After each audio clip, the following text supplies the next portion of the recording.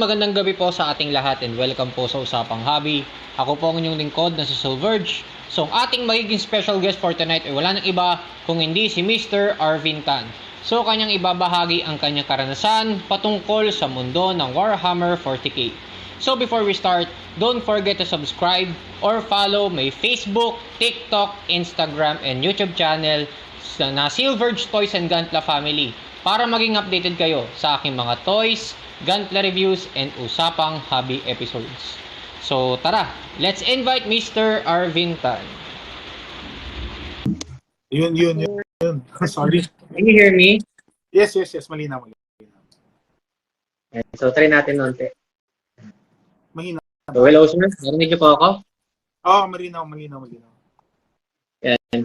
So, sir, a pleasant evening po sa inyo, sir, and sa mga viewers. And I hope po na marami pong matutunan yung ating mga manonood, especially po sa mga interesado na pumasok sa larangan ng Warhammer. So, sir, to start asking you some questions, sir, pwede niyo po ba reintroduce po yung sarili niyo dito sa Usapang Hobby? Kasi para sa kalam ng iba na na-guest na kita sa unang pagkikita natin. So, in this part 2 natin, sir, pwede niyo po ba ma-reintroduce? Sino po ba kayo at anong pinagkakabalaan niyo sa iba? Paano ba mag-start? So, nag-start ako Warhammer.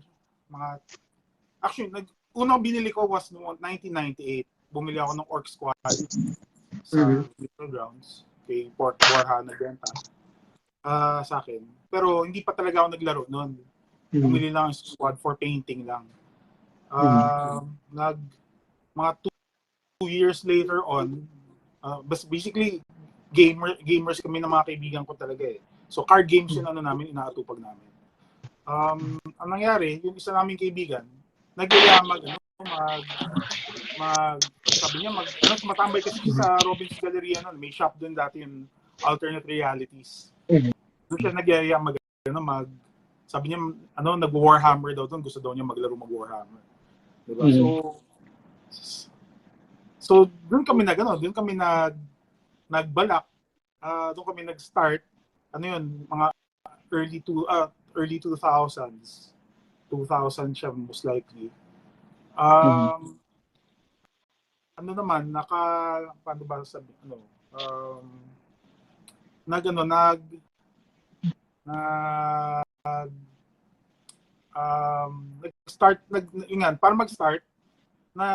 nag-ex-deal muna ako sa mga card shops. Yun isa sa gamer shop. Tapos nakipag-trade ako ng cards din sa other gamers na kakilala ko. So naka-build up ako ng sizable force na kapag-start din naman ako kaagad. Pero yun nga, niloloko ko pa nga siya noon na kung maglalaro kami ng Warhammer, hindi na kami kakain ng mabuti dahil dati para mag-cards lang, nagtitipid kami. Meron kami kinakain sa may school dati sa Intramuros. 20 pesos, 2 ulam, 2 kanin di ba? Sabi ko nga, niloloko ko siya noon na kung maglalaro kami niyan, kanin na lang na sasarsahan na lang namin ng giniling yun. Yun, yung magiging ulam namin. Pero yun, doon kami nag-start. Siya nag-start sa Black Templars, Space Marines yun. Ako naman, yung para maglaro talaga, nag-start ako Chaos Marines naman. Basically yung kalaban. So, nung time ba sir, nung nagtilaro ka ng Warhammer, sir, di ba? Nasabi mo nga, estudyante ka pa at that time eh. So, nung time na from cards transitioning through Warhammer, syempre, wala tayong capacity at that time eh. Dahil nga, syempre, magkano lang ang pera natin at that time. Kahit din naman ako, I'm aware na ang bawan na natin hindi ganun kalaki. So, gaano ka frustrate at that time na, syempre, tayo parang yung paglalaway. Yung mga time yung kabataan natin. Pagka nakita ng mga malalakas na player. Yun nga yun eh. Buti nga ako nakapasok ako kaagad dahil nga nakapag-trade ako ng cards galing sa Magic at L5R noon. Pero yun nga, kung isipin mo, kung yung kaibigan ko na medyo nagtagal siya ng konti eh. Nauna na nga siya ng konti sa akin mag-start. Tapos nauna ko pa siya magbuo dahil nga yun sa So kumbaga Sir Arvin, ikaw talaga mismong physical talaga by trade mo lang nakuha, yung iba talaga halos lahat Oo, gumagastos, makakawala army. tapos painted, pre-painted pa yung ibang nakuha ko. Di, syempre, medyo tipid pa sa oras, di ba? Pre-painted, pre-assembled na. So, medyo nakalaro ka agad. Ang ano naman, yung community naman din nun, willing din na matulungan ka agad yung mga nag-uumpisa. Every Saturdays na tinutulungan kami tinutulungan kami magbuo, magpintura. Yun. So mabilis din naman nakapag-start, pero yun nga, naiintindihan ko na sa normally hindi mo basta-basta magagawa yun kasi nga sizable din siguro yung na trade-off ko para doon. Pero sa Warhammer, sir, di ba, na besides sa paglalaro, talaga bang nung time na yun, nung kabataan mo, talagang nababasa mo na sa novel yung Warhammer na yun before mo dilaro yung Warhammer? Hindi sa novels eh. Ang nababasa ko lang dati sa may internet naman na noon eh, which kahit na mabagal. Pero doon ako nakakapagbasa-basa. Tapos syempre, may mga kwento rin naman, kaya medyo may alam na ako. Tapos yung kaibigan ko nga kasi no, may mga dinownload siya ng dati eh. Tapos meron siyang kopya ng rulebook. So nandun sa rulebooks kasi yung pinakakwento. So doon kami nag-start. Kaya sa umpisa pa lang naman may idea naman na kagad sa mundo ng 40K. Gusto ko talaga yung kwento niya eh. Gusto ko yung kwento, gusto ko yung models, 'di ba? Tapos bago naman pumasok sa Warhammer, nag-gunplan na rin ako noon eh. 'Di ba? Kaya ano siya eh. Halo kasi siya ng paano sabihin to? ng dalawang games ng dalawa ng gusto ko. Yung isa is syempre game siya. Pangalawa, yung isang nilalaro kasi namin dati, yung L5R, yung Legend of the Five Rings. Yung mga tournaments kasi noon, naaapektuhan yung kwento ng storya. As in, yung outcome ng tournaments mo, naaapektuhan yung kwento mismo ng storya. Yun nangyayari sa story mismo. Ganon din sa Warhammer. Meron siya mga worldwide events na apektuhan yung kwento. So doon pa lang halo na siya kagad. Tapos models pa siya. Gusto ko rin gumagawa ng mga model kits. So kumbaga dalawang passion kagad na pagsama eh. Kaya nga perfect yung Warhammer. Gusto ko pa yung kwento, gusto ko yung models, laro pa siya. Tapos naapektuhan pa yung kwento mo, di ba? Kaya nakakainganyo siya eh. Pero sa mga di ba syempre sa tagal mo sa paglalaro, di ba? Nung first na naglaro kang Warhammer, ano yung, syempre 100 factions yan, correct me if I'm wrong, marami ang factions. Marami, di ba? Nung time niya, mga 11 lang. 11. So, dun sa factions na yun, sir, ano yung unang naging faction mo at talagang yun yung naging factor talaga para ipagpatuloy mo yung paglalaro ng Warhammer up until today?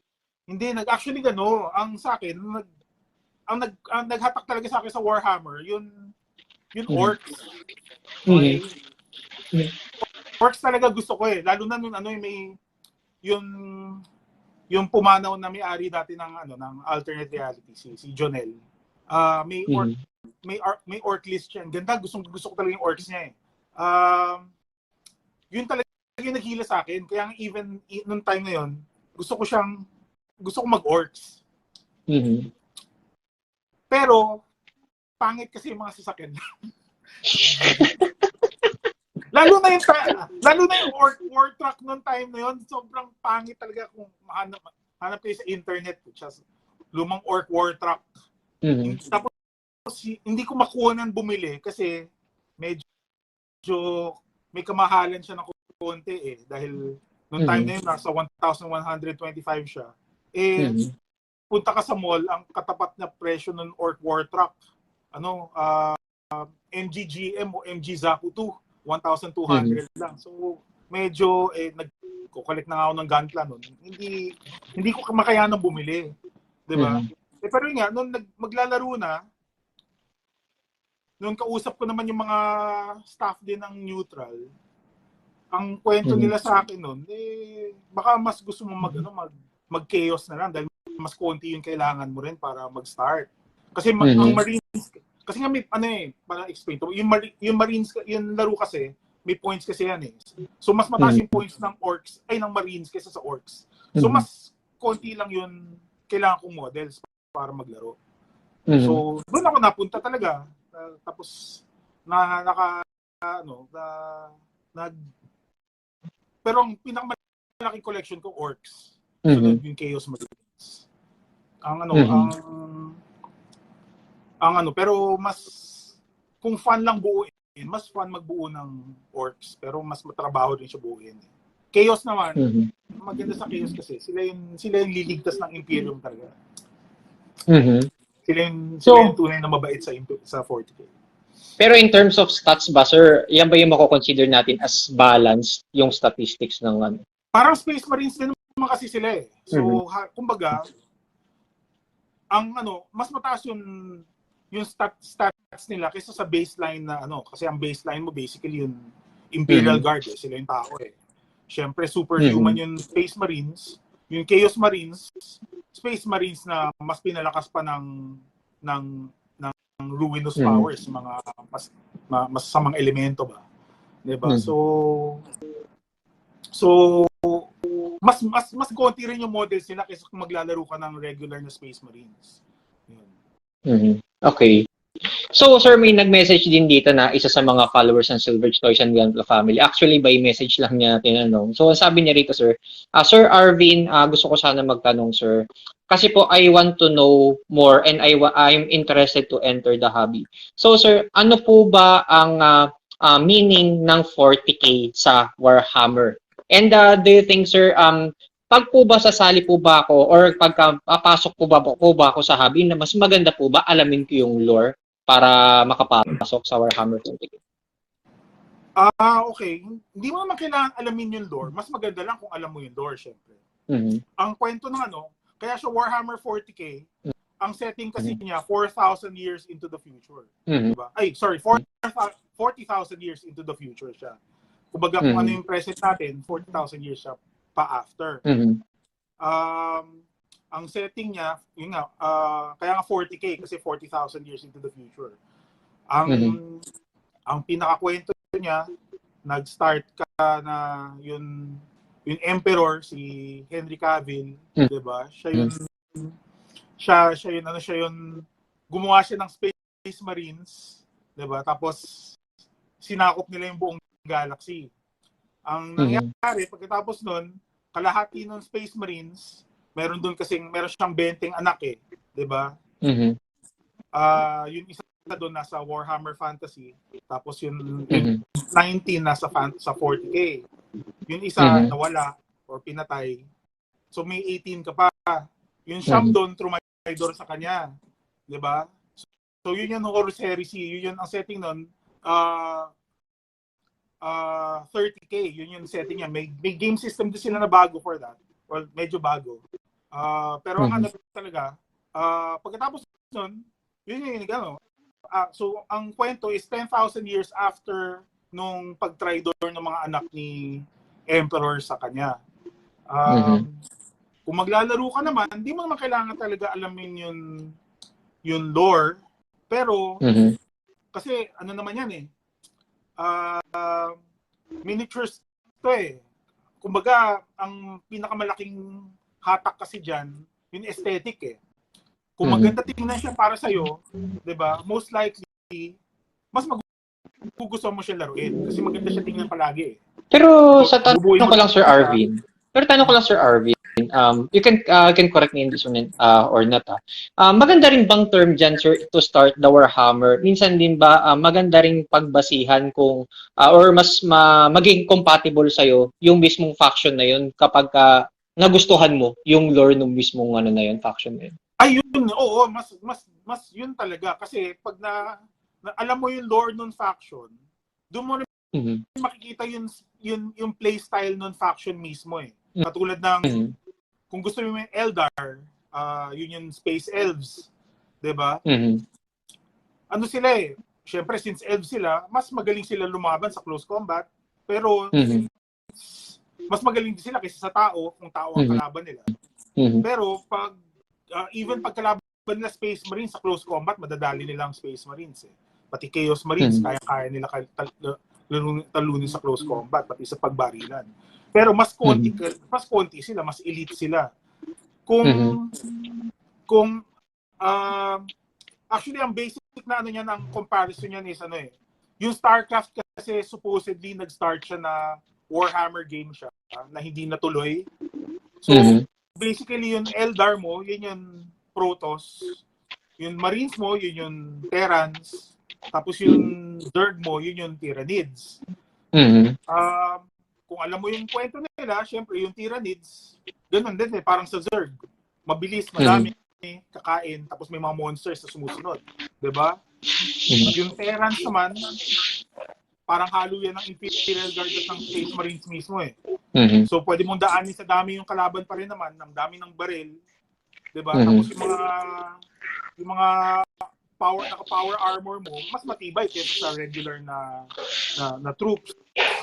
Siyempre, yung Protoss, yun yung Eldar mo, mas elite yung mga units nila, mas konti sila. Pero yun ano. Tapos pero kung aside from yun sa games, sa StarCraft pala, Warcraft pala, sabi ko kanina. Diba yun? Tipong kung mag-orcs ka kasi, ang style ng orcs, sobrang dami rin, parang Tyranids. So, dadaanin mo rin sa horde yung kalaban. Diba? Tapos, duling pa sila bumaril. Diba? So, hindi mo maaasahan sila sa shooting. Pero patanong ko lang, Sir Arvin, di ba? So, sabi mo nga na you don't have to learn the lore to play the game. Kasi di ba, meron naman tayong mga guides on how to play Warhammer. Pero for those talaga na who want maliban sa laro, is gusto pa nilang malaman yung lore, there's a possibility pa rin ba na mahabol nila yung buong lore ng Warhammer? Pwede. Kayang-kaya yan. Kasi aside from printed material, kung gusto nilang magbasa, yun, nandiyan naman ang internet eh. You have yung basic mo, yung Wikipedia. Meron din yung lexicanum ng 40K. So may sarili silang page basically para sa ganun. Tapos, maraming YouTube videos kung naghahabol ka lang ng lore. Talagang iisa-isahin pa nila yan. So, mas madaling humabol. Mas madali pa, dahil nga may video, hindi mo kailangan magbasa. Kailangan lang meron internet, di ba? Tsaka parang Sir Arvin, di ba, napakaswerte ng bagong henerasyon ngayon. Di kasi katulad dati, kailangan natin magazines, di ba? Minsan, word of mouth sa ibang collectors para matutunan na isang bagay. Ngayon, ang mga bagong henerasyon, napaka-easy access and easy to learn, especially yung game ngayon na which is matagal na talaga sa industry, which is Warhammer 40K. Tama ba ako, Sir Arvin? Totoo. Kasi lalo na yung magazine ni Warhammer dati, yung White Dwarf. Parang 300 pesos yata isa nun, 300, 400 pesos yata isa nun. Hindi matanda. Diba? So, isipin mo kung yun lang yung bibilin mo every month. Diba? Siyempre, medyo dagdag gastos yun para sa player. Lalo na kung naghahabol mo lang yung kwento lang. Diba? Hindi rin naman lahat ng tao dati may internet access. Eh. Ngayon, telepono lang, pwede na, di ba? Yan. So, sir, before I proceed to my next question, shoutouts po natin yung mga manonood. Siguro, kilala mo to, sir. Si Mr. Dusty G. Castro, si Mr. Richard Allen Del Rosario, si Sir Hamil Angelo Rivera, si Sir Fred Escalona, and si Sir Von Eric. Yan. Thank you for watching. Mga taga-Baguio pa yung iba dyan. So, sir, to proceed with my next question, sir, di ba? So, since napag-usapan natin yung little summary about Warhammer 40K, so let's talk about the game talaga, na which is ito talaga yung one of the factors talaga na kung bakit naging patok ang Warhammer 40K. So, sir, for others na who want to start the hobby, paano ba siya nilalaro? Or ano ba yung mga set of rules ng Warhammer 40K before we proceed to the basic types? Paano ba umpisa niyan? Basically, para mag-start niyan, mangongolekta ka dapat nga ng models, di ba? May rules para pagbuo ng army ba? So, right now sa 10th edition, medyo mas simple buuin siya. Kailangan mo ng isang character, so basically yung leader mo. Tapos kailangan mo ng hanggang 3 of any copies ng nakalimutan ko itawag. Basta yung units sa data sheet, di ba? Basically, yun yung ano doon. So may mga units ka na hanggang 3 copies ang pwede mong gawin. Pero ang ano ka kasi niyan, dapat mas maganda paano sabihin to? Tapos yun nga, mong kolekta ka, tapos may mga sariling points and stats eh. Kung maglalaro kayo ng mga kaibigan mo, kakilala mo, kahit nakalaban mo, ang ano niyan is, meron din siyang sariling army, meron din siyang sariling codex, nandun din yung stats niya at yung list niya. Tapos magde-decide kayo kung ano yung lalaroin yung points. Meron kang 1,000 points, 2,000 points, 3,000 points. Pero, syempre, habang lumalaki yung pointage mo, mas lumalaki rin, mas tumatagal din yung laro. So, ibig sabihin, Sir Arvin, correct me if I'm wrong, na ang points isa tong parang requirement, parang ito yung, kasi di ba, isang army sa isang faction is may points siya, di ba? So, kung halimbawa is kung 1,000 points ang napag-usapan nyo, kailangan hindi siya sobra sa 1,000 points para mabuo yung army. Kung hindi siya pasok dun sa requirement niya. Tama ba ako? So, bawal siya lumagpasok. Kailangan 1,000 points siya flat or lower. Para, kasi ang reason din ng points, para maging patas yung laban eh. Kasi, siyempre, may mga units na mas malakas sa kabila, o kahit na yun, sa'yo mismo, yung mga mas malakas mong units, madalas kasi mas malaki ang points din na kinakain nun. So, para maging patas yung laro, yun yung balancing factor, yun points.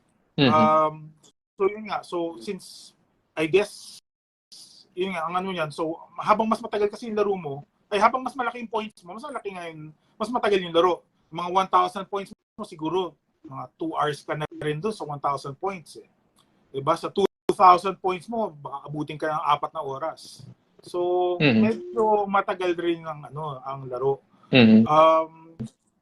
Pero yun nga, ang ano rin naman, kung maglalaro, lalo na kung magsa-start ngayon, diba? Kanina nga, I guess ang best way to start ngayon, bibili ka ng yung combat patrol boxes or wag muna yung yung starter na yung 2-player starter, yung Leviathan. Yung Recruit Edition. Hindi, meron sila na mas bago doon yung Leviathan. Yung Leviathan. Medyo mas mahal siya ng konti syempre kasi sa Recruit Edition. Pero kasi yung Recruit Edition ang laman nun 2 squad lang, isang squad ng Necrons, isang squad ng Space Marine. Sa Leviathan, medyo sizable yung force na for both players, pero mas sulit pa rin siya. Tsaka, di ba sir, siya ang mukha ngayon ng 10th edition, di ba? Which is Leviathan, di ba? No, I think so. Yeah, yun nga yata. Hindi ako gano'ng updated eh. Nag-update pa nga lang din ulit eh. Mahabol lang. So sir, sa ano, di ba? Nasabi mo na yung some of the rules, sir, di ba? So, for that points, di ba? Sabi mo nga, di ba, na sa army, kailangan mo ng points. So, kung halimbawa, sir, if you will be given a suggestion para magkaroon ng opportunity lahat ng players na maglaro, ang question ko rito is, kailangan ba na malaki ang points para malaro ang isang game or kailangan talaga maliit ang points to fast-pace the game? Hindi, nasa iyo naman yan. Pero syempre, since lalo na ngayon na ang habol natin, dumami yung players, mas maganda mag-start ng small points. Yun nga, kaya sabi ko yan, mag-start ng Leviathan kasi 2-player starter siya. Or kung wala kang kahati, pwede kang bumili ng yung mga combat patrol ng kada faction.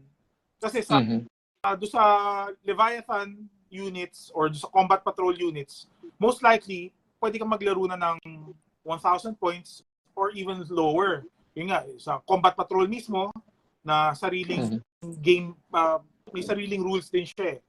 Tapos, or within yun sa units mo sa combat patrol or sa Leviathan, makabuo ka ng units para sa kill team naman. Yung kill team naman parang squad-based na game siya.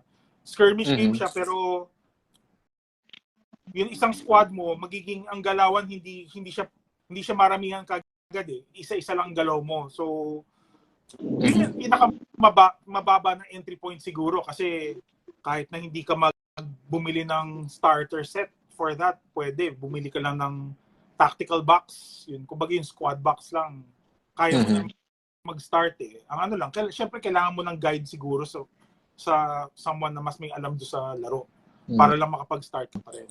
Tsaka maganda mag-jump in sa laro na bibili mo lang kagad yung gusto mo, pero baka mamaya hindi mo magamit kasi sayang din naman. Diba? Tsaka sir, 'di ba, parang ang maganda kasing point dito, sir, 'di ba, na just to give them a facts, 'di ba, Sir Arvin, na ang maganda kasi sa Warhammer community, 'di ba, sa Philippines, lalo na sa mga papasok, 'di ba, isa tong magandang may mga nagga-guide din ng mga Warhammer players on what to do. At least pag pumasok sila dun sa community na yun at naging gamer din sila, kasi pasa-pasa yan eh. Kung sino yung mga nagturo ng mga magandang bagay sa mga players, yun din yung magiging madaling access. Katulad ng mga nagawang ng mga last industry like Gunpla, na isa itong magiging malaking bagay of information to widen the community. Tama ba, sir? Oo, malaking bagay yun. Meron naman tutulong eh. 'Di ba? Lalo na sa community naman, marami naman willing magturo dyan. So, meron mag-guide sa mga baguhan maglaro. Lalo na kung gusto mag-start talaga.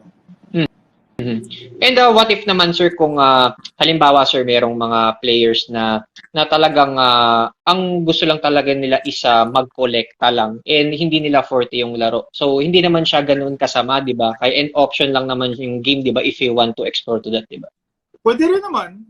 Kasi nga ang maganda naman karamihan ng models, lalo na mga bagong models. Magaganda talaga yung mga maganda naman na yung models. Pero syempre ang ang selling point kasi talaga ng Warhammer is yung lore niya at yung laro mismo. So medyo sayang naman kung bumili ka na rin tapos hindi mo pa ilalaro, 'di ba? So pwede, wala namang problema kasi actually some of the biggest buyers namin kasi dati nagbantay rin ng store sa Green Hills eh. Yun, pinakamalalim ang mga bulsa doon, hindi naman naglalaro eh. Talagang collectors lang sila. They don't even paint. Hindi sila nag-assemble, hindi sila nagbubuo. As in, nagpapa-commission work pa sila para sa collection nila. Tapos gusto lang talaga nila naka-display lang. May mga taong gusto nila nakalatag buong armies. Eh. Maganda kasi naman talaga tingnan pag nakalatag talaga sila sa mesa o sa display case ng information, di ba? Kumbaga nakaparade formation sila. Pero syempre, malaking investment din yun. Pero pwede naman. Hindi naman mali. Tsaka just to add to that, sir. Gawin sa pera mo eh. Tsaka just to add to that, sir, di ba, Sir Arvin, di ba, na ang Warhammer kasi, sir, di ba, na kumbaga sa mga nagko-kolekta, di ba, it's their freedom of will, di ba? Na pwede silang collection lang, pwedeng laro lang. Pero maganda kasi rin, sir, meron kasing magiging ganitong klaseng scenario ang collector eh. Lalo na pag nakikita niya sa mga naglalaro ng mga tabletop games, magugulat ka na lang. Yung dating nagko-kolekta, may mga ganitong story na bigla na lang nagiging gamer, di ba? Parang nagkakaroon ng character development. Tama ba ako, sir? Oo, may mga ganun naman talaga. Di ba? So, sir, to proceed with my next question, sir, di ba? So, this is about pa rin sa sa guide or starting guide kung paano natin magagabayan ng mga mga new generation ng Warhammer players. So, sa pagdating naman sa pagbubuo o yung finished product ng Warhammer, sir, di ba? So, sa mga papasok sa Warhammer game, ano ba ang may expect nila na makikita nilang product pag bumili sila ng isang Warhammer miniature or figure? And ano ba yung mga magandang benefits nito sa mga papasok sa hobby? Paano magandang benefits? Well, yun nga, ang kasi niyan, laro kasi naman talaga siya eh. So, magandang ang doon, yun trade-off mo sa pagbuo ng Warhammer. Meron mo rin siya, nalalaro mo rin siya. Diba? Pero ang paano ba, ano ulit yung sorry, nawala. Ano ulit yung tanong, sorry. Parang ang question dito, sir, di ba, about sa starting, di ba, sa starting tips sa mga fellow natin na collectors, sa mga papasok, di ba? So, there are some na nanood ng, ito na tas to emphasize na, merong nakapanood na ng lore, pero they want to start the hobby, di ba?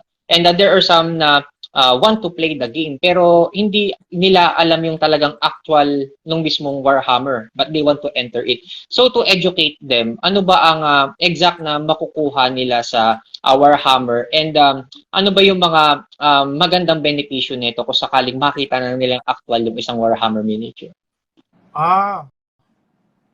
Ano ba yan? Mm-hmm. Nakakatuwa kasi magbuo. I mean, kahit lahat naman, lalo na kung nagbuo ka na ng Gunpla dati, ganun din naman siya. Ang difference lang, yung Gunpla, action figure lang siya basically. Kung lalaruin mo. 'Di ba? Ito, ang difference naman, hindi naman siya action figure. Kasi nga, static models siya eh. Pero nagagalaw mo sila sa tables kasi nga, dahil game piece sila eh.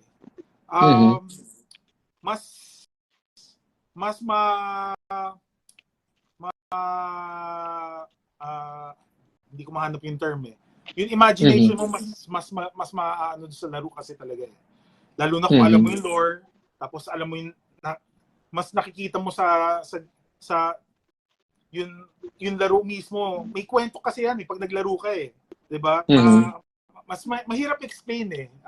Pero yun nga, pag naglaro ka, may mangyayari, meron kayong nabubuong kwento habang naglalaro eh. Tsaka isa pa maganda kasi dito, 'di ba, compared sa Gundam, 'di ba? Ang imagination, just to add na, ang imagination ng Gundam is mecha, 'di ba?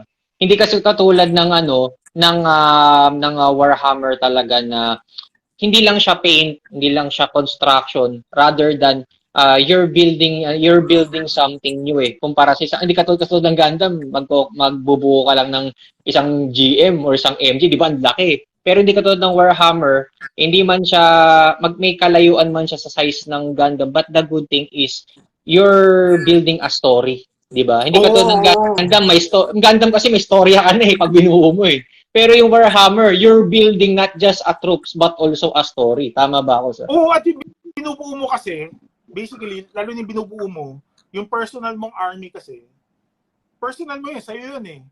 Na pwede mong ang i-customize yan kung ano yung dadalin mo, kung ano yung mga loadout ng units mo, kung anong units yung dadalin mo. Kasi mas nagiging personalized siya eh. Siyempre, pwede mo pang, kung ok ka, pwede mo pang bigyan nga ng pangalan kada model mo eh. Diba? Para pag namatay, namatay si Kenny, diba? You bastard. Diba? Yung gano'n. Tsaka maganda kasi rin, di ba, lalo na pagka marami kayong players na, kasi ito, just to share sa mga the hours or hammer, ang maganda kasi dyan, lalo na pagka puno yung mesa. Tapos nando kayo lahat, nagkitiko-tiko kayo sa community. Even pag nakita ng isang newcomer na may naglaro ng Warhammer, yung mismong influence na nakikita mo sa circle of friends na yun, hawa-hawa na yun hanggang sa nakakagets na siya na, ay, ganito pala yung mundo ng Warhammer na to, di ba? Sarap pasukin, di ba? Merong iba na from the previous line, kung lumilipat na rin sa Warhammer, di ba? Yeah. Basta ano talaga nakakatuwa nakakatuwa yung Warhammer mismo. Ang ano nga lang talaga, medyo lalo na kung manggagaling sa world ng Gunpla, medyo magugulat ka lang sa construction and assembly kasi wala ditong snap fit except certain models sa mga starters snap fit siya. Pero in the end kailangan mo pa rin ng glue para mag-assemble. So tapos yun nga, since yung figures mo hindi rin siya colored plastic kasi kahit sa Gunpla HG lang colored plastic na eh. Diba? Ito lahat to, kung hindi gray, may certain units na blue, pero nga, basically gray plastic lang lahat yan. So, kailangan mo talagang pinturahan pa after mo i-assemble. Pero most naman ng figures, parang Gunpla lang din naman, kailangan mo lang naman side cutter, kailangan mo lang ng X-Acto knife, needle file kung kailangan talaga, pero minsan hindi naman na kailangan. Okay naman na yun eh. Most of the newer sculpts din naman hindi na ganun kasama ang mga flash at mold lines. So mas okay na rin, mas madali naman mag-model. Yun nga lang, medyo marami naman din kasi talaga kaagad. Kasi kahit nang bumili ka lang ng squad box, 10 models ka agad yung bubuin mo eh. 'Di ba? So, wag ka lang magsawa dahil halos ulit-ulit din yung gagawin mo. Yun lang doon. Pero sa ano naman sir, sa paint naman sir, di ba? So kung magpe-paint yung mga bago na magsisimula, ano ba yung best recommended mo na magandang pang-paint na masisiguradong ma-enjoy hindi lang ng mga matagal na naglalaro ng Warhammer at the same time yung mga bagong papasok na maglalaro? Well, kung magpipintura, pinakadali pa rin kasi lalo na kung wala kang airbrush naman, mag-hand paint ka talaga. May mga brush on primers naman na local. Pwede ka rin naman mag-spray can ng primer. Maganda mag-start ng gray na primer para hindi mo kailangan maghirap sobra sa coats sa coating ng paint pag maggagawa ka. Kasi tinuruan kami dati mag-start black eh. Maganda kasi sa black na primer. Pag nagkamali ka sa pintura mo, kuha ka lang ng black paint, madaling burahin, 'di ba? Pero mas later on, syempre, mapapansin mo rin, mas mahirap maglapat ng colors, lalo na yung brighter colors on black. Lalo maglalagay ka ng kahit na red lang or yellow, mahihirapan ka pag black yung base mo eh.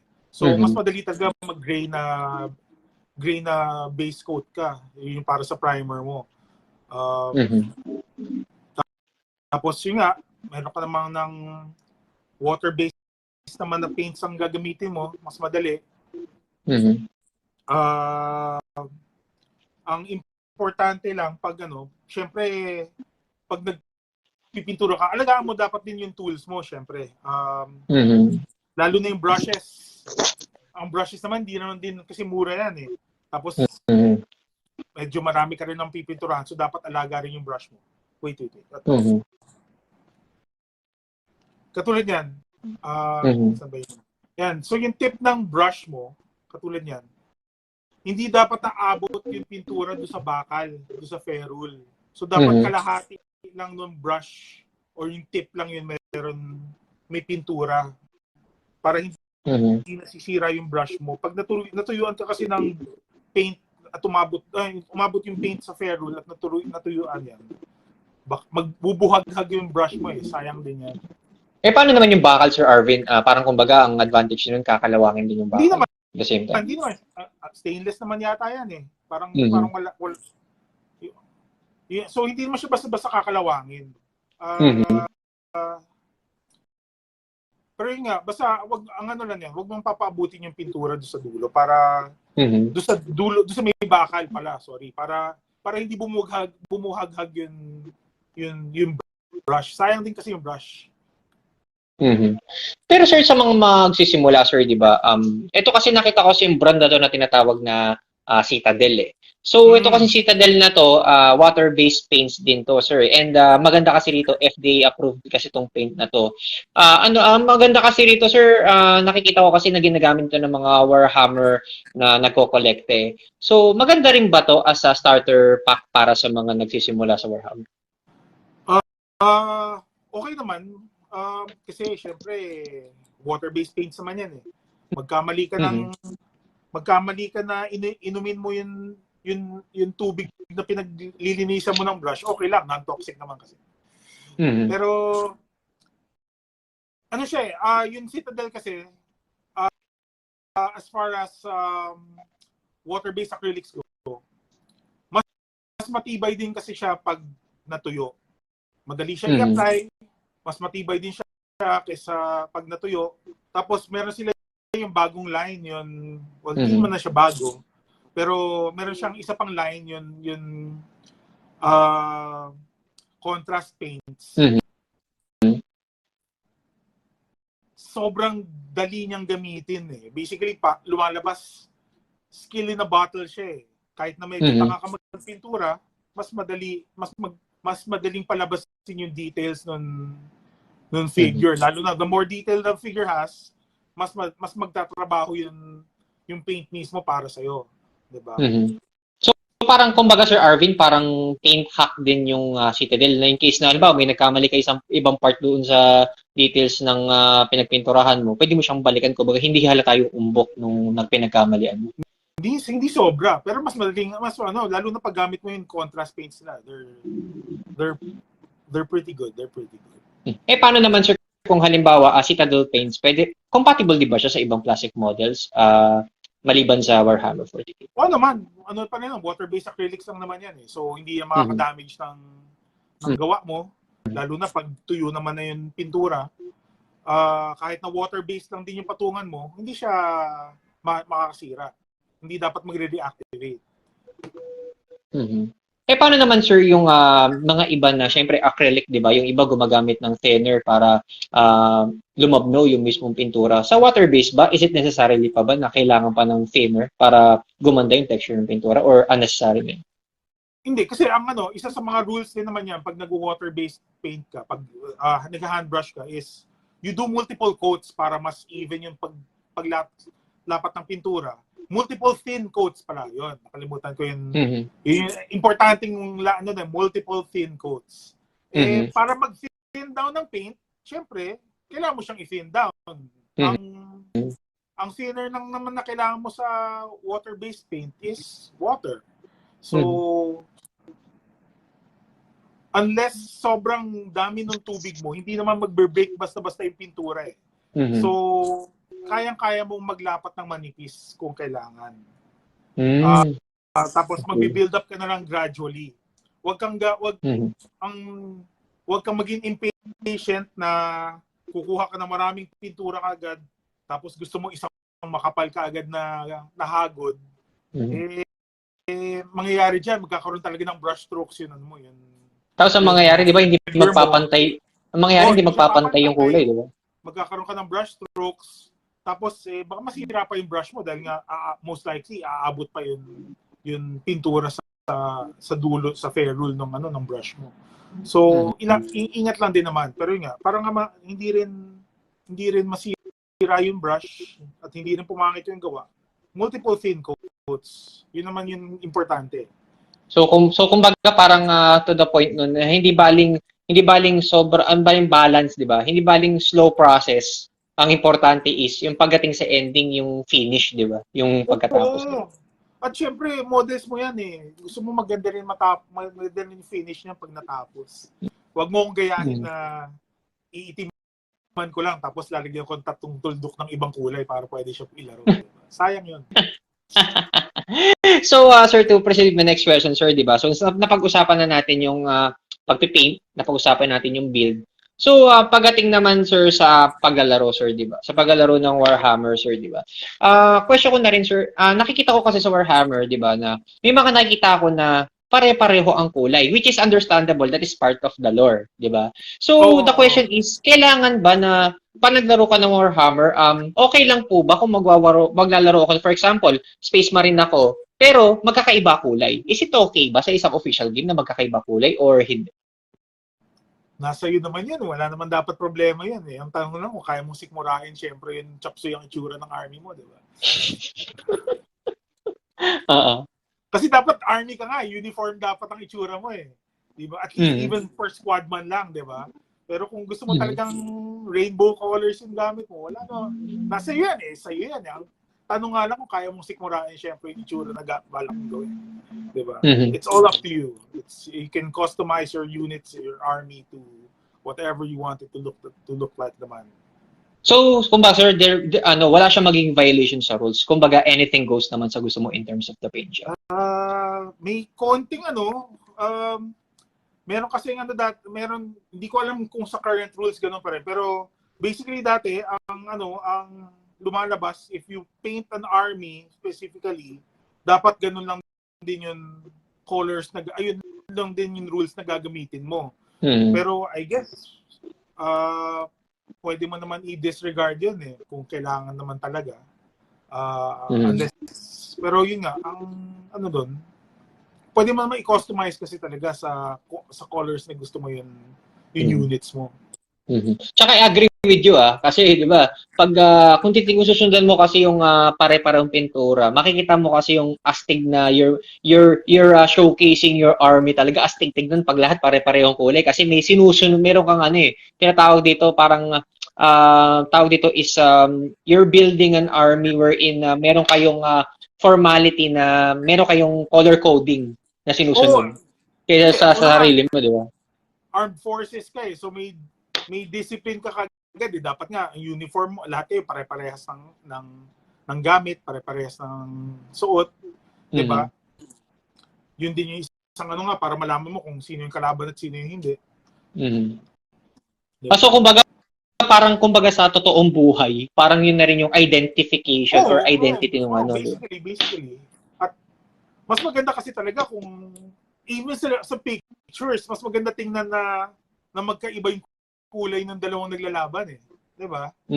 So kaya para kumbaga for identity. Kaya nga sa mga RTS 'di ba sa video game sa computer games, magkaiba palagi yung kulay ng units. Ng kung ano yung gamit ng kada player kahit na pare-parehas na units yan para madaling ma-distinguish kung alin yung sa'yo at alin yung sa kalaban. So when we speak of the game, sir, 'di ba? Since nabanggit ko na yung sa Army, sir, 'di ba? What about naman sa minutes of playing time? So as I said, 'di ba, depende yan Pero estimated, sir, kadalasan mga ilang oras yung paglalaro ng Warhammer 40K? Siguro yun nga para hindi mo rin naman ang lokohin sarili mo. Dapat alamin mo na yun ang laro niya talaga. Bigay mo na 2 hours talaga even the small games 2 hours. Yung kill team na 6 to 14 models lang per side. Nagtatagal yun Tapos siya, parang 4 turns lang yata. Nung nag-demo sa akin, hindi pa nga kumpleto yung rules, kumbaga yung basics lang ng laro. Halos 2 oras na yung laro namin. 'Di ba? Ganun din daw with yung 1,000 points nakasulat din naman sa rulebook yun na expect mo nasa 2 hours of play siya. So expect mo na minimum na i-invest mo na oras, 2 oras kagad. 'Di ba? Paano kung nagkukwento-kwentuhan pa pag naglalaro, di lalong tatagal yan. Katulad yan, nandito si Sir Bob Katimpang nanonood. Diyan ba? Nandyan. Mukha yata Warhammer. Mukhang estimated mukhang 7 hours yata laruan nyo, sir. Tayo dyan. So, sir, di ba, nasabi mo nga, you're playing the average game of Warhammer is around 2 hours. Estimated, para sa estimation lang naman sa pag-usap namin ni Sir Arvin. So, to win this Warhammer 40K, ano ba yung mga tinatawag nating criterias para matawag natin ng isang player is a winner of that Warhammer game? Sa kill team, pati sa combat patrol, ang laro kasi, objectives. So, meron kang, hindi siya basta patayan lang. Meron kang gagawin sa mesa, tipong kukunin mo, o itatakbo mo siya, tapos, protektahan mo yung objective, tapos bilangan yun kada end ng turn, kung sino yung ilan yung may objectives, tapos, at the end of the game, kung sino yung pinakamaraming points, siya yung panalo. Do sa regular game, may objectives din, pero pwedeng daanin mo lang sa papatayin mo lang yung kalaban. Either way, pag nanalo ka sa ganun, so basically tactical victory siya, di ba? So panalo ka sa laro.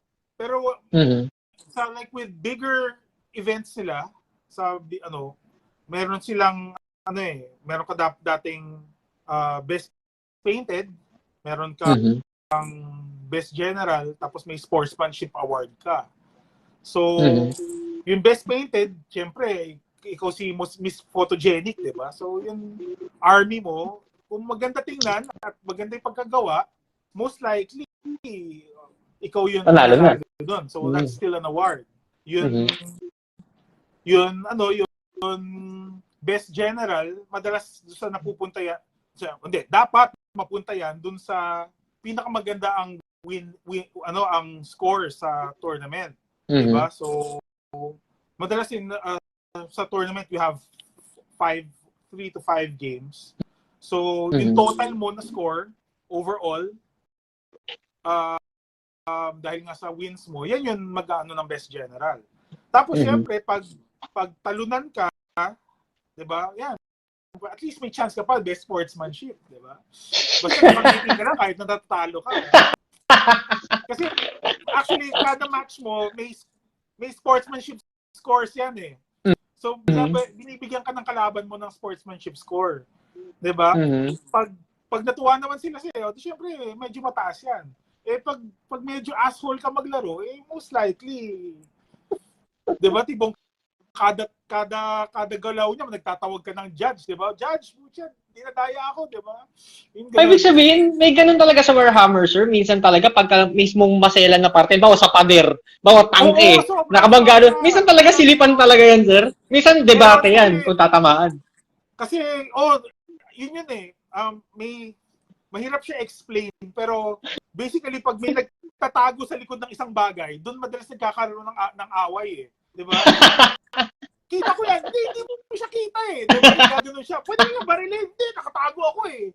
Diba? So, nangyayari, tatawag ka ng arbiter. Yun yung trabaho ng judge. Diba? Tapos, kung kada galaw mo, tipong ginalaw mo lang, yung unit mo, gumagalaw ng 6 inches. Gumalaw ka ng 6. Yung kalaban mo, nagreklamo ka agad. Ano ba yan? Lumalagpas ka na ng 6 inches eh. Diba? So, so sir, walang toss coin sa ganun, sir. Talagang debate talaga. Hindi. Decision talaga. Kaya ka nga may arbiter naman eh, 'di ba? Pwede mo idaan sa toss coin, syempre. 'Di ba? Kayo naman bahala diyan eh. Kung okay sa inyo 'yun. Pero ang ano diyan, kaya may judge. Yun yung trabaho ng tournament organizer. Siya rin yung arbiter para sa mga kaya nga madalas yung arbiter, yung judge, hindi siya pwede maglaro kasi isipin mo meron kang 8 players, so 4 tables yan, kung one-on-one, di ba? Kada table. Kung lahat yan ng mesa na yun, may nagre-reklamo lang, ikot lang siya ng ikot agad sa mga mesa lang, di ba? Di yung pressure nun, Sir Arvin, correct me if I'm wrong, pressure talaga, nasa arbiter talaga lang. Oo. Trabaho niya, pinili niya yan. Ibig sabihin, pag nagkakaroon decision making, dun din, bakit ganun, sir? Bakit ganun ginawa? Ano naman, since tournament organizer siya, yung judges decision is final naman, di ba? Kaya nga yung trabaho niya. Pero ang ganda ron, sir, di ba, if we're going to check the positive side, andun yung tinatawag nating competitiveness eh. Nararamdaman, nakikita mo sa tao yung main essence ng laro na talagang may buhay eh. Na kahit sabi mo miniature, makikita mo yung interest na ganito pala yung laro nito. Parang gusto kong, ganyo ko, parang gusto kong sumali. Mga ganun, di ba? Lalabas yan. Tapos, grabe-lado na yung ibang players pa. Actually, hindi alam. Karamihan ng players. Yung proper term. Karamihan ng players, maingay yan pag naglaro. Sumisigaw. Pag nag-roll ng dice kasi at hindi tumama, mapapamura, di ba? So, sir, di ba, nasabi mo yung criteria, yung best painter, best general. So, doon sa criteria na yun, sir, kailangan ba doon sa mga nabanggit mo, hindi mo man ma-hit lahat, pero majority ba kailangan ma-hit mo to consider yourself as a winner? Actually, yun pa pala nakalimutan ko. Kasi pag like yung GT, yung Grand Tournament dati, yun nga, aside from pag nakuha mo yun yung tatlong ano eh. So may best painted ka, best general at sportsmanship, 'di ba?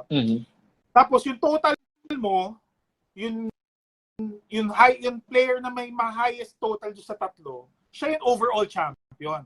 So yung Grand Tournament champion mo doesn't necessarily mean siya yung dinurog niya lahat ng players, 'di ba? Ang ano doon is siya yung pinakamataas total do sa all aspects of the game. So, pero yun nga, katulad ko, ako, never ko naman tinarget yun best overall champ eh. Habol ko lang palagi dati yung best general, di ba, syempre. So, kumbaga, Sir Arvin, So, ibig sabihin, Sir Arvin, merong karamihan, parang tama ba ako, karamihan hindi ini-aim yung overall champion rather than, kaya nila ini-aim yung isang kategorya para dun sila magkaroon ng title or mas makilala sila dun sa kategorya. For example, ay si Arvin Tan, best general yan. May mga ganun bang scenarios? Parang ganun. Siyempre, mas nakakatuwa pakinggan na malakas ka sa ganun eh. Pero, may mga players kasi, like we had the player, si Jeff Jonko. Maganda na yung pintura ng army niya, tapos tuturugin ka mo niya palagi sa laro, di ba? So, all around. doon pa lang. Best painted, sa kanya niya, di ba? Tapos tuturugin ka pa. Pucha. Pero may ganun talaga, Sir Arvin, na majority kinain ng isang contestant talaga. May ganun. Oh, may ganun talaga. May ganung nangyari ng ganun. Lahat dinominan niya. Wala kang magagawa eh. Magaling siya, tapos magaling ng pintura, di ba? Di, ikaw, nasa iyo para galingan mo din. Pero meron sir na senaryo na magaling magpintura, pero pagdating sa labanan, wasak. Oo man. Meron doon, siyempre.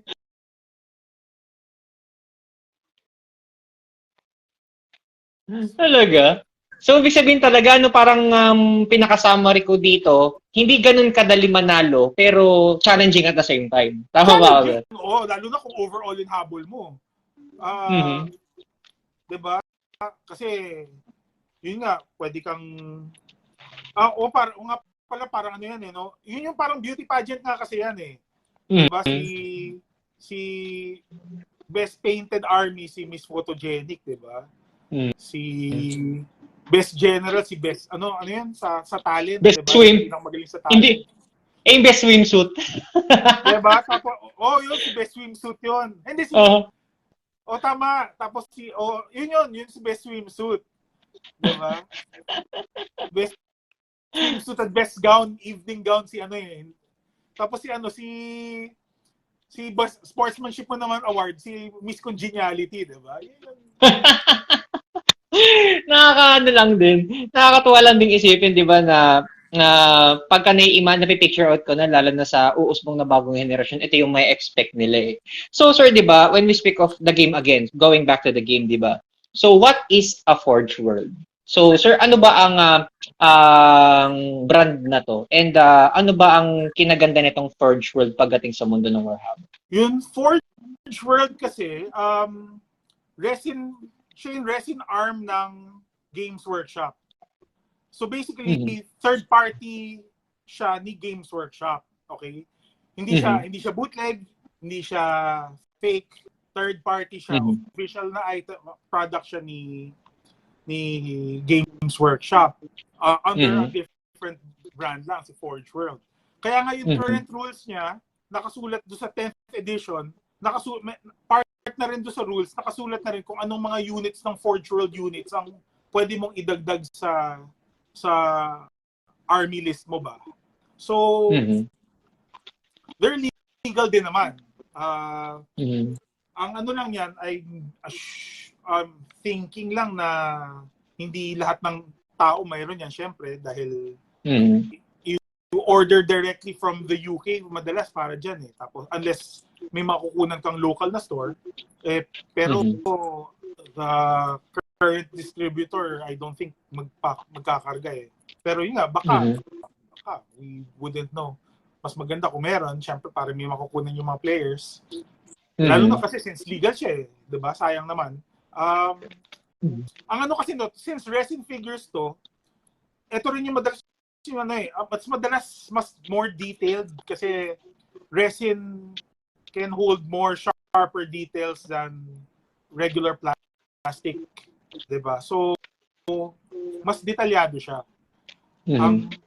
Siyempre, ang pangit sa resin is mas brittle siya. Yun yung ano eh, the fact na it can hold more detail, yung edges niya mas detalyado, mas fine yung edges niya, mas brittle din siya. So, ang problema mo pag yung plastic models mo mahulog, pwedeng matanggal yung pyesa. Yung resin mo pag nahulog, baka basag yan. Yung hindi mo yung iingatan mo. Pero ang ano diyan, it's the third party na resin arm ng Games Workshop. May sarili siyang rules. Dati, hiwalay yung rules niya. May sarili po siyang libro eh. Ngayon, nung pag-check ko online para doon sa 10th edition, kasama naman na rin siya. So, at least mas madali yung access sa rules. Hindi mo na kailangan bumili ng sarili libro, hindi katulad dati.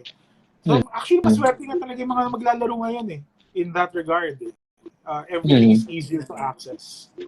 Paano naman, sir, yung aasahan ng mga new generations na na-legalize na sa rules and regulations ang Forge World? How would this impact the latest generation of Warhammer community?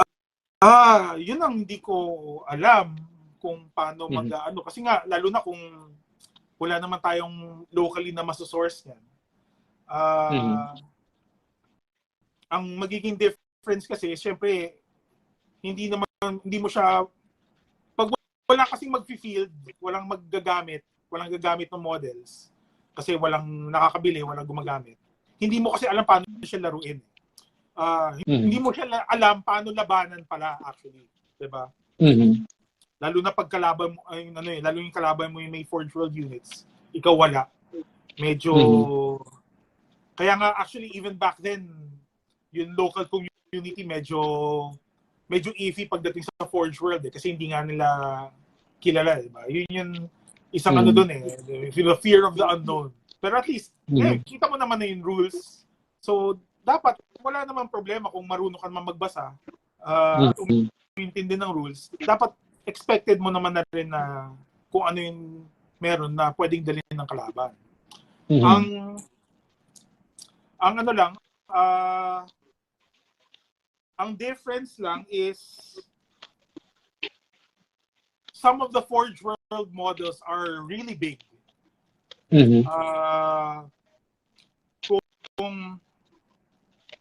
Wait, kuha tayo dito. Ito, yung lumang Space Marine. Sorry, wala pa akong bago eh. Yan. So, 25mm base pa siya dati.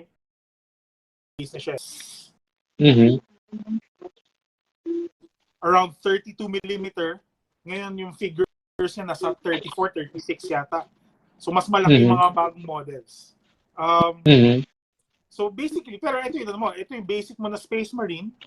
Tapos, meron akong Forge World model dito ng Gargantuan Squigoth. Diba? Gamit to ng orcs. So, isipin mo, ganyan siya kalaki by comparison. Tapos, howd up siya. Pag nilapag yan sa mesa, syempre, centerpiece model yan. Yan yung unang makikita ka agad. Maganda siya tingnan. Well, fear-generating din, syempre. Pero, Sir Arvin, you can correct me on this one. So, ibig sabihin, kung ba, Forge World, may malaki kang Forge World. Kung malaki yung miniature mo, malaki rin yung points na makukonsumo mo. Oo, kasi yun na, tong Squigoth, 420 points siya. So, kung maglalaro ka ng 1,000 points, meron ka na lang 580 points para sa rest ng army mo. Diba? Paano kung halimbawa estimated 40 points lang yung para sa mga small army mo, edi ang konti lang din pala. Oo, mas konti lang mo talaga. Siyempre, may malaking model eh. Diba? Pero kasi, even sa mga tanke lang naman, may karamihan ng tanks na sa 200 points naman na rin eh.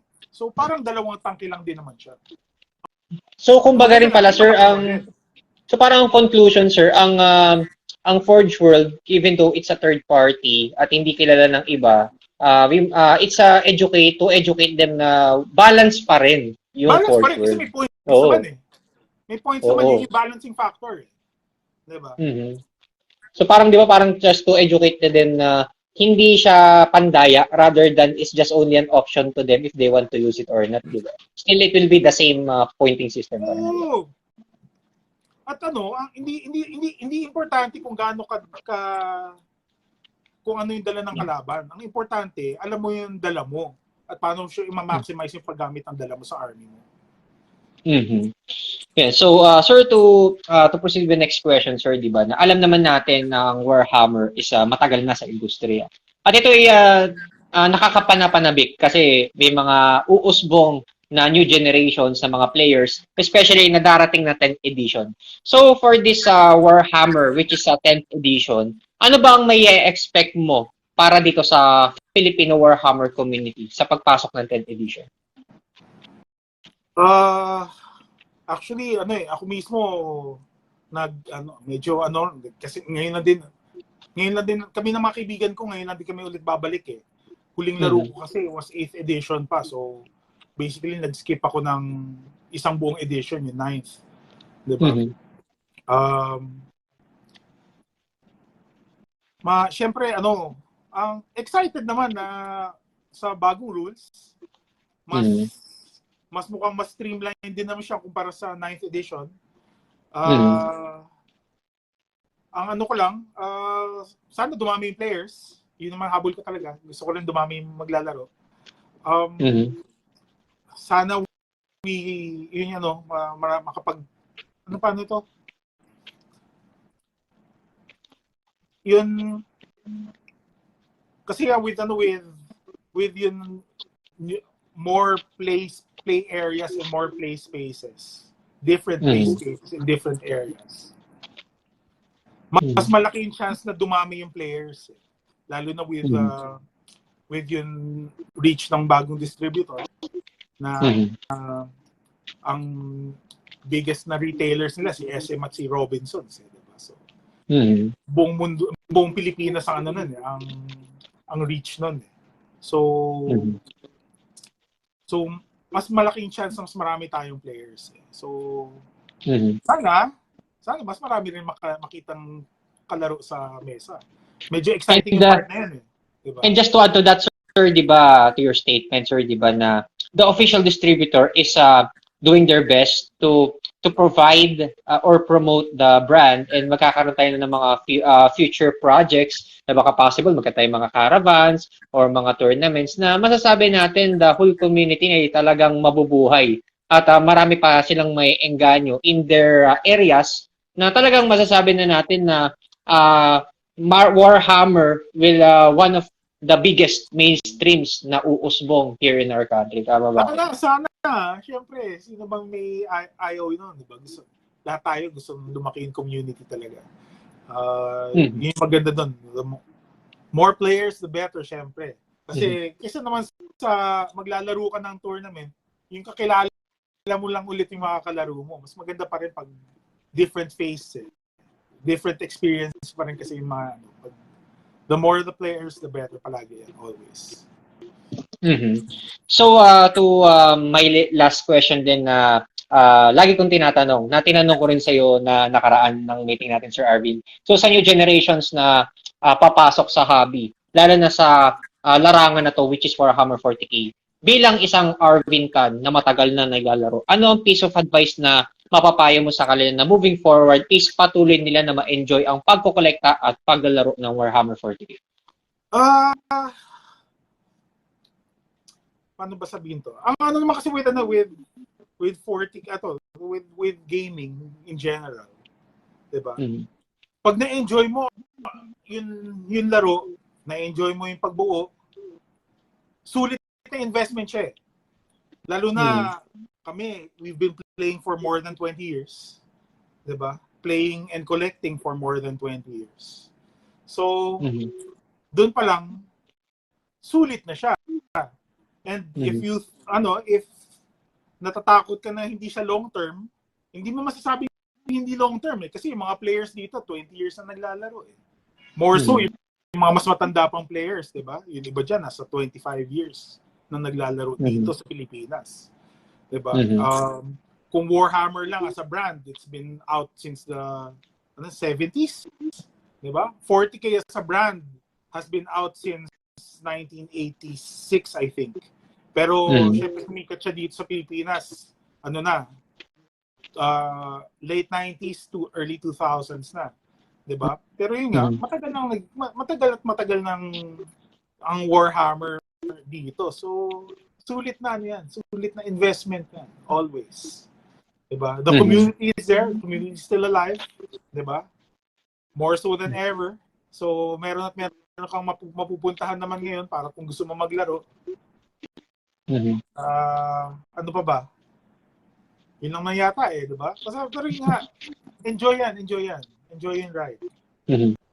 Yan. So, sir, before we end this podcast, so, sir, meron po ba kayong gustong i-shoutouts, pasalamatan, or meron po ba kayong gustong i-promote po sa part po ninyo, sir? So, I will give you this time, so take it away, sir. Siyempre, this October 6 to 8, meron kaming North Hobby Expo powered by Toycon sa Baguio. It's a big thing. Hobbyists from different games, mga mula airsoft hanggang sa RC, sa cards, yan, sa Flesh and Blood, sa Magic, 'di ba? Mm-hmm. Lahat yan meron doon, meron doon, may events kami, may nagko-cosplay, may may magpapa-Warhammer tournament din kami doon. Kill Team nga lang. Yun, October 6 to 8, Baguio Country Club. Kung kaya niyo pumunta, akit kayo.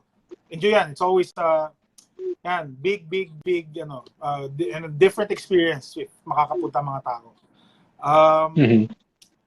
Sa naman, kung other stuff naman, marami naman iba't ibang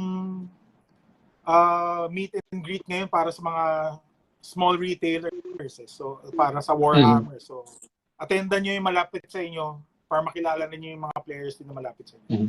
I guess yun lang. And also, sir, di ba, follow na rin natin yung mga official pages natin, like Warhammer PH, di ba? Warhammer PH, Banky Collectibles, at ano yun isa pa? Banky Warhammer, di ba? Meron sa page na sa And also, sir, i-promote na rin natin yung inyong group, which is IPMS, para sa mga Warhammer players na interesadong i-showcase ang kanilang skills in terms of painting, at sa mga gusto sumali, yun, participate na rin kayo sa IPMS. You can paint your stuff. Everything na nasa Warhammer, pwede mong isali sa IPMS. Meron kasi yung category na babagsakan, yung dreadnoughts mo, nasa mecha yan, figures mo, nasa figures, may mga monsters mo, nasa figures yan, vehicles, nasa sci-fi vehicles. Meron criteria masasalinan yan. So, yan, sali kayo sa mga events namin sa International Plastic Modders Society. Yan, so kaabang-abang to, sir. And I'm very excited na lumabas na ang Warhammer 40K sa merkado. So, sir, isang malaking bagay na nabigay mo yung oras dito sa aking podcast na Usapang Hobby. And I hope po sa mga upcoming events na mangyari sa Warhammer 40K ay marami pang magawa ang ating mga players like you at mabigyan ng tips at inspirasyon ang ating mga new generation. So, Sir Arvin, maraming salamat po sa inyong oras. Thank you. Maraming salamat. Thank you.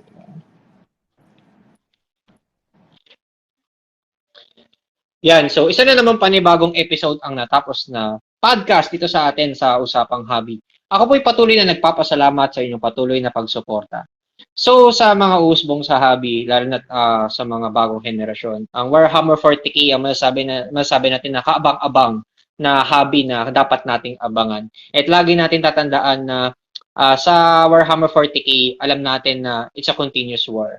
Pero all of us Filipinos, as long as we battle in Warhammer. At ang magiging important takeaways lang naman natin dito, hindi lang yung learnings but also ang ating mga makikilalang tao at yung mga camaraderie na mabibuild natin sa mga makikilala natin tao sa mga events at sa mga shops na pupuntahan natin. Na ito ang tinatawag natin na real essence ng Warhammer 40K. So, before we end this podcast, huwag kalimutan na mag-follow or subscribe sa aking Facebook page, YouTube, TikTok, at Instagram na Silverge Toys and Gunpla Family para maging updated kayo sa aking mga toys, Gunpla reviews, and Usapang Hobby episodes. So, hanggang dito na lang tayo, guys. Maraming salamat po sa lahat ng mga nanood. Happy collecting and God bless. See you next time dito sa Usapang Hobby. Maraming salamat po.